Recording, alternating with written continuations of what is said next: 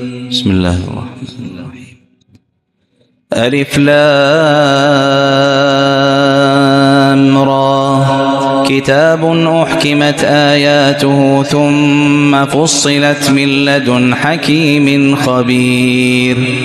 ألا تعبدوا إلا الله إنني لكم منه نذير وبشير وأن استغفروا ربكم ثم توبوا إليه يمتعكم متاعا حسنا إلى أجل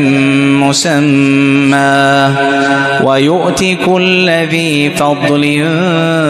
فضله وإن تولوا فإني أخاف عليكم عذاب يوم كبير إلى الله مرجعكم وهو على كل شيء قدير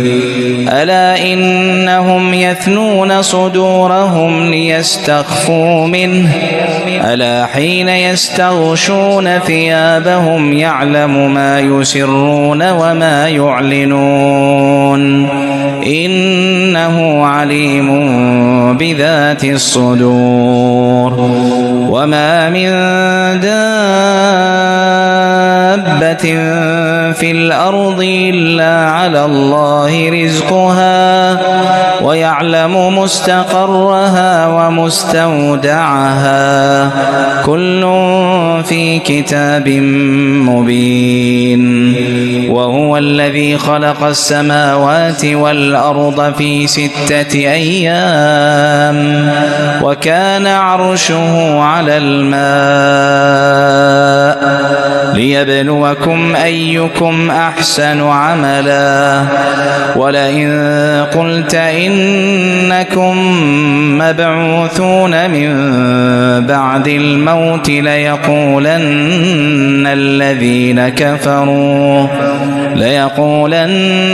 الذين كفروا إن هذا إلا سحر مبين ولئن أخرنا عنهم العذاب إلى أمة معدودة ليقولن ما يحبسه ألا يوم يأتيهم ليس مصروفا عنهم وحاق بهم ما كانوا به يستهزئون ولئن أذقنا الإنسان منا رحمة ثم نزعناها منه إنه ليئوس كفور ولئن أذقناه نعماء بعد ضراء مسته ليقولن ذهب السيئات عني إنه لفرح فخور إلا الذين صبروا وعملوا الصالحات أولئك لهم مغفرة وأجر كبير فلعلك تارك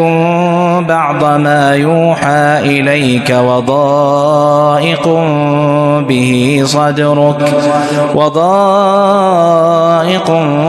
به صدرك أن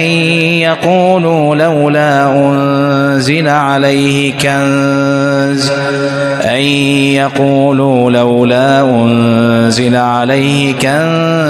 أو جاء معه ملك إنما أنت نذير والله على كل شيء وكيل أم يقولون افتراه قل فأتوا ب10 سور مثله مفتريات وادعوا من استطعتم من دون الله إن كنتم صادقين فإن لم يستجيبوا لكم فاعلموا أنما أنزل بعلم الله وأن لا إله إلا هو فهل أنتم مسلمون من كان يريد الحياة الدنيا وزينتها نوفي إليهم أعمالهم فيها وهم فيها لا يبخسون أولئك الذين ليس لهم في الآخرة إلا النار وحبط ما صنعوا فيها وباطل ما كانوا يعملون أفمن كان على بينة من ربه ويتلوه شاهد منه ومن قبله كتاب موسى إماما ورحمة أولئك يؤمنون به ومن يكفر به من الأحزاب فالنار موعده فلا تك في مرية منه إنه الحق من ربك ولكن أكثر الناس لا يؤمنون ومن أظلم ممن افترى على الله كذبا أولئك يعرضون على ربهم ويقول الأشهاد هؤلاء الذين كذبوا على ربهم ألا لعنة الله على الظالمين الذين يصدون عن سبيل الله ويبغونها عوجا وهم بالآخرة هم كافرون أولئك لم يكونوا معجزين في الأرض وما كان لهم من دون الله من أولياء يضاعف لهم العذاب ما كانوا يستطيعون السمع وما كانوا يبصرون أولئك الذين خسروا أنفسهم وضل عنهم ما كانوا يفترون لا جرم أنهم في الآخرة هم الأخسرون إن الذين آمنوا وعملوا الصالحات وأخبتوا إلى ربهم أولئك أصحاب الجنة هم فيها خالدون مثل الفريقين كالأعمى والأصم والبصير والسميع هل يستويان مثلا أفلا تذكرون ولقد أرسلنا نوحا إلى قومه إني لكم نذير مبين ألا تعبدوا إلا الله إني أخاف عليكم عذاب يوم أليم فقال الملأ الذين كفروا من قومه ما نراك إلا بشرا مثلنا وما نراك اتبعك إلا الذين هم أراذلنا بادي الرأي وما نرى لكم علينا من فضل بل نظنكم كاذبين قال يا قوم أرأيتم إن كنت على بينة من ربي وآتاني رحمة من عنده فعميت عليكم أنلزمكموها وأنتم لها كارهون ويا قوم لا ولا أسألكم عليه مالا إن أجري إلا على الله وما أنا بطارد الذين آمنوا إنهم ملاقو ربهم ولكني أراكم قوما تجهلون ويا قوم من ينصرني من الله إن طردتهم أفلا تذكرون ولا أقول لكم عندي خزائن الله ولا أعلم الغيب ولا أقول إني ملك ولا أقول للذين تزدري أعينكم لن يؤتيهم الله خيرا الله أعلم بما في أنفسهم إني إذا لمن الظالمين قالوا يا نوح قد جادلتنا فأكثرت جدالنا فأتنا بما تعدنا إن كنت من الصادقين قال إنما يأتيكم به الله إن شاء وما أنتم بمعجزين ولا ينفعكم نصحي إن أردت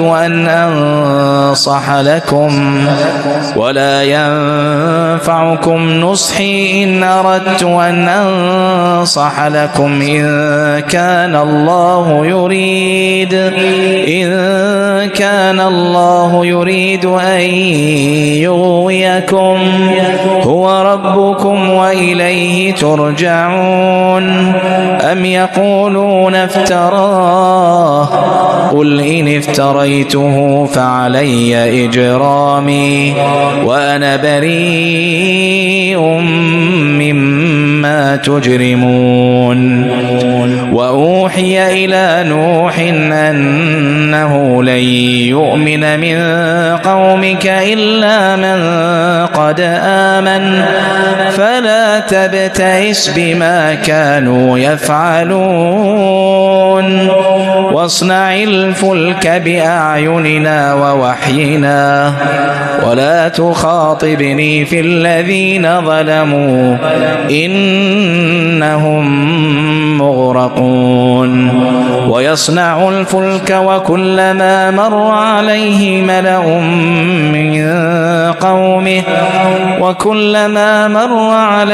ملأ من قومه سخروا منه قال إن تسخروا منا فإنا نسخر منكم كما تسخرون فسوف تعلمون من يأتيه عذاب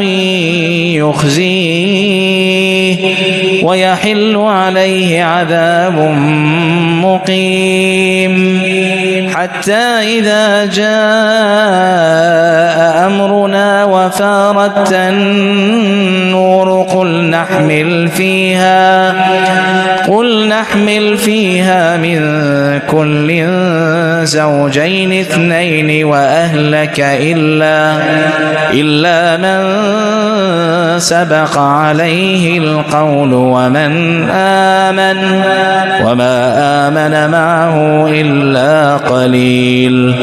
وقال اركبوا فيها بسم الله مجريها ومرساها إن ربي لغفور رحيم وهي تجري بهم في موج كالجبال ونادى نوح ابنه وكان في معزل يا بني اركب معنا ولا تكن مع الكافرين قال سآوي إلى جبل يعصمني من الماء قال لا عاصم اليوم من أمر الله إلا من رحم وحال بينهما الموج فكان من المغرقين. وقيل يا أرض ابلعي ماءك ويا سماء أقلعي وغيض الماء وقضي الأمر واستوت على الجودي وقيل بعدا للقوم الظالمين. ونادى نوح ربه فقال رب إن ابني من أهلي وإن وعدك الحق وأنت أحكم الحاكمين. قال يا نوح إنه ليس من أهلك إنه عمل غير صالح فلا تسألني ما ليس لك به علم إني أعظك أن تكون من الجاهلين. قال رب إني أعوذ بك أن أسألك ما ليس لي به علم وإلا تغفر لي وترحمني أكن من الخاسرين. قيل يا نوح اهبط بسلام منا وبركات عليك وعلى ممن معك وأمم سنمتعهم ثم يمسهم منا عذاب أليم. تلك من أنباء الغيب نوحيها إليك ما كنت تعلمها أنت ولا قومك من قبل هذا فاصبر إن العاقبة للمتقين. وإلى عاد أخاهم هودا قال يا قوم اعبدوا الله ما لكم من إله غيره إن أنتم إلا مفترون. يا قوم لا أسألكم عليه أجرا إن أجري إلا على الذي فطرني أفلا تعقلون. ويا قوم استغفروا ربكم ثم توبوا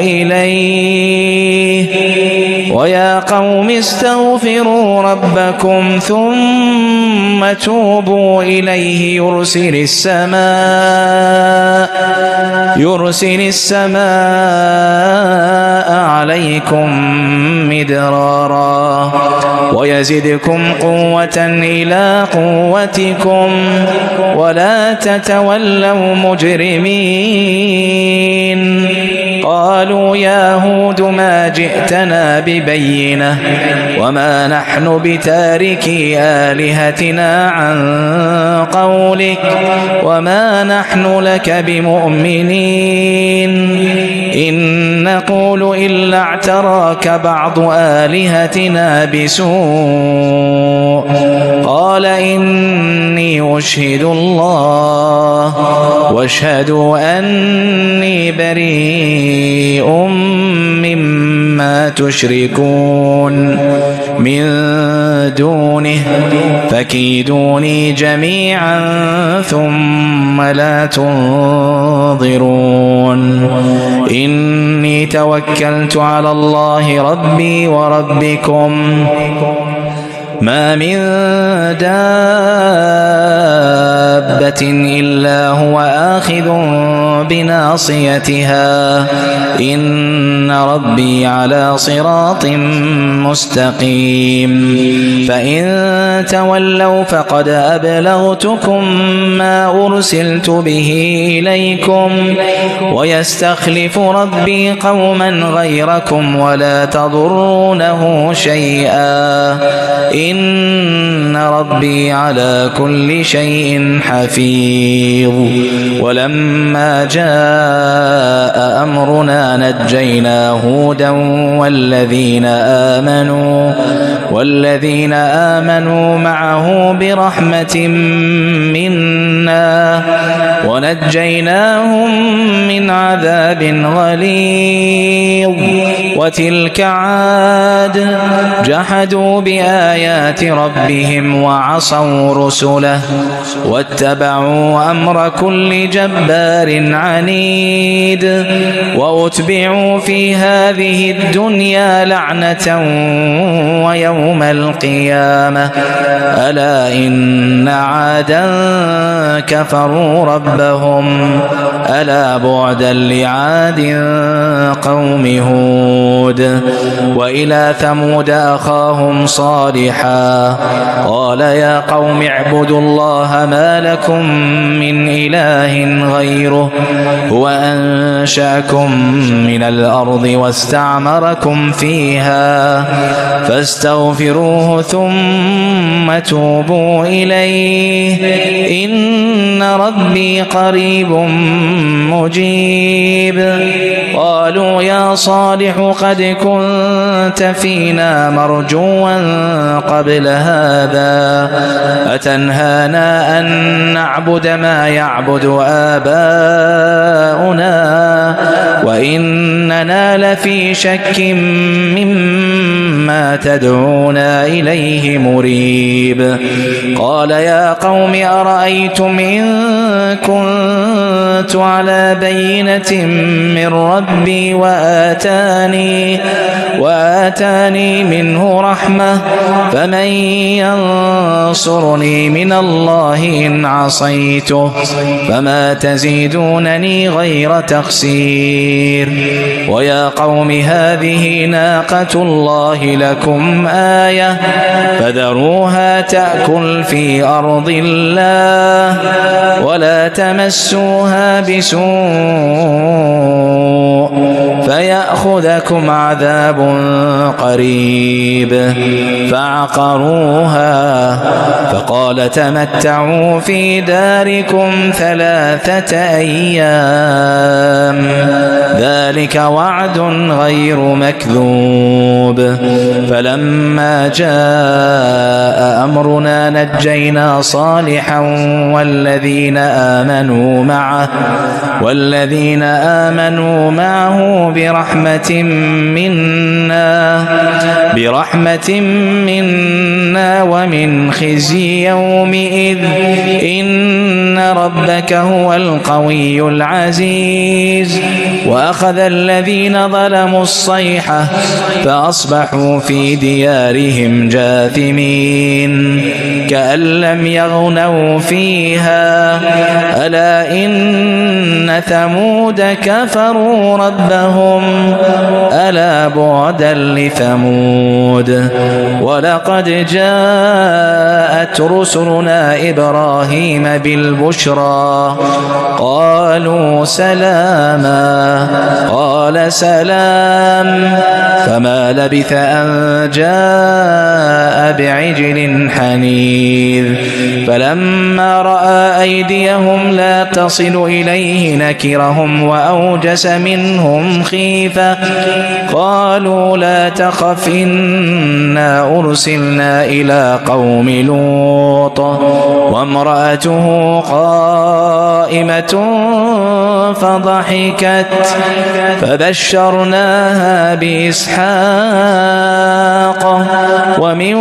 وراء إسحاق يعقوب. قالت يا ويلتى أألد وأنا عجوز وهذا بعلي شيخا إن هذا لشيء عجيب. قالوا أتعجبين من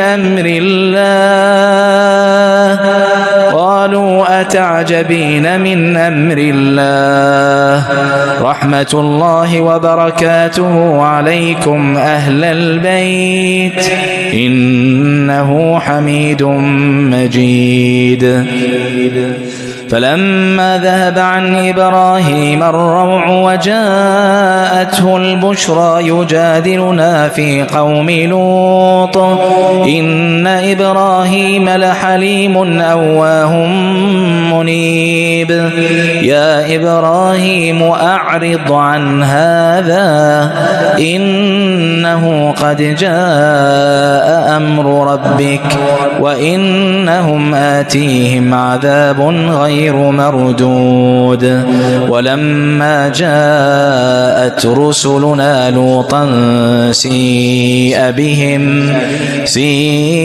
بهم وضاق بهم ذرعا وقال هذا يوم عصيب وجاءه قومه يهرعون إليه ومن قبل كانوا يعملون السيئات قال يا قوم هؤلاء بناتي هن أطهر لكم فاتقوا الله ولا تخزون في ضيفي أليس منكم رجل رشيد قالوا لقد علمت ما لنا في بناتك من حق وإنك لتعلم ما نريد قال لو أن لي بكم قوة أو آوي إلى ركن شديد قالوا يا لوط إنا رسل ربك لن يصلوا إليك فأسر بأهلك بقطع من الليل ولا يلتفت منكم أحد إلا امرأتك إنه مصيبها ما أصابهم إن موعدهم الصبح أليس الصبح بقريب فلما جاء أمرنا جعلنا عاليها سافلها وأمطرنا عليها حجارة من سجيل منضود مسومة عند ربك وما هي من الظالمين ببعيد وإلى مدين أخاهم شعيبا قال يا قوم اعبدوا الله ما لكم من إله غيره ولا تنقصوا المكيال والميزان إني أراكم بخير وإني أخاف عليكم عذاب يوم محيط ويا قوم أوفوا المكيال والميزان بالقسط ولا تبخسوا الناس أشياءهم ولا تعثوا في الأرض مفسدين بقية الله خير لكم إن كنتم مؤمنين وما أنا عليكم بحفيظ قالوا يا شعيب أصلاتك تأمرك أن نترك ما يعبد آباؤنا أو أن نفعل في أموالنا ما نشاء إنك لأنت الحليم الرشيد قال يا قوم أرأيتم إن كنت على بينة من ربي ورزقني منه رزقا حسنا وما أريد أن أخالفكم إلى ما أنهاكم عنه إن أريد إلا الإصلاح ما استطعت وما توفيقي إلا بالله عليه توكلت وإليه أنيب ويا قوم لا يجرمنكم شقاقي أن يصيبكم مثل ما أصاب قوم نوح أو قوم هود أو قوم صالح وما قوم لوط منكم ببعيد واستغفروا ربكم ثم توبوا إليه إن ربي رحيم ودود قالوا يا شعيب ما نفقه كثيرا مما تقول وإنا لنراك فينا ضعيفا ولولا رهطك لرجمناك وما أنت علينا بعزيز قال يا قوم أرهطي أعز عليكم من الله واتخذتموه وراءكم ظهريا إن ربي بما تعملون محيط ويا قوم اعملوا على مكانتكم إني عامل سوف تعلمون من يأتيه عذاب يخزيه ومن هو كاذب وارتقبوا إني معكم رقيب ولما جاء أمرنا نجينا شعيبا والذين آمنوا معه برحمة منا وأخذت الذين ظلموا الصيحة فأصبحوا في ديارهم جاثمين كأن لم يغنوا فيها ألا بعدا لمدين كما بعدت ثمود ولقد أرسلنا موسى بآياتنا وسلطان مبين إلى فرعون وملئه فاتبعوا أمر فرعون وما أمر فرعون برشيد يقدم قومه يوم القيامة فأوردهم النار وبئس الورد المورود وأتبعوا في هذه لعنة ويوم القيامة بئس الرفد المرفود ذلك من أنباء القرى نقصه عليك منها قائم وحصيد وما ظلمناهم ولكن ظلموا أنفسهم فما أغنت عنهم آلهتهم التي يدعون من دون الله من شيء فما أغنت عنهم آلهتهم التي يدعون من دون الله من شيء لما جاء أمر ربك وما زادوهم غير تتبيب وكذلك أخذ ربك إذا أخذ القرى وهي ظالمة إن أخذه أليم شديد إن في ذلك لآية لمن خاف عذاب الآخرة ذلك يوم مجموع له الناس وذلك يوم مشهود وما نؤخره إلا لأجل معدود يوم يأتي لا تكلم نفس إلا بإذنه فمنهم شقي وسعيد فأما الذين شقوا ففي النار لهم فيها زفير وشهيق خالدين فيها ما دامت السماوات والأرض إلا ما شاء ربك إن ربك فعال لما يريد وأما الذين سعدوا ففي الجنة خالدين فيها ما دامت السماوات والأرض إلا ما شاء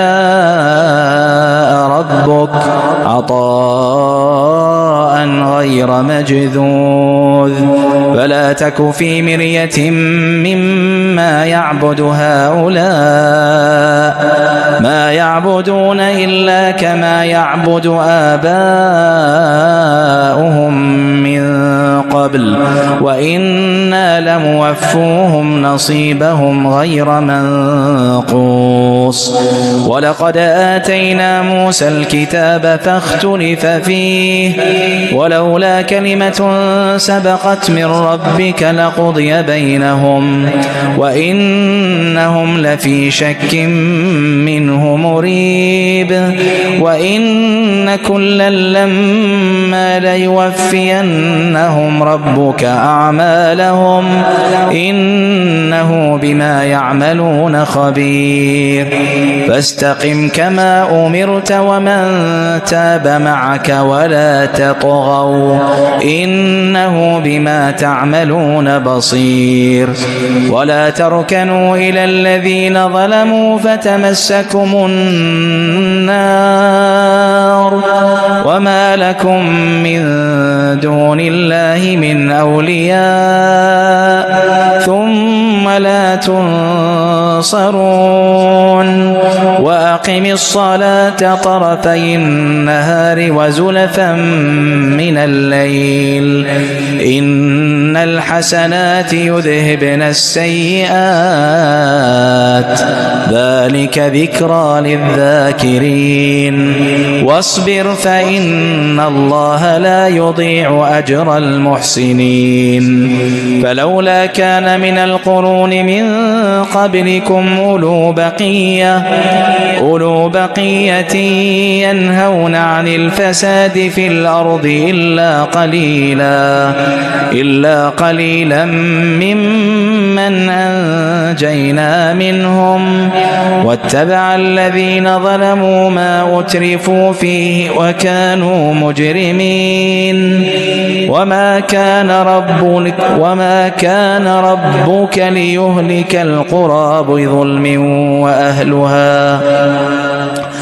وما كان ربك ليهلك القرى بظلم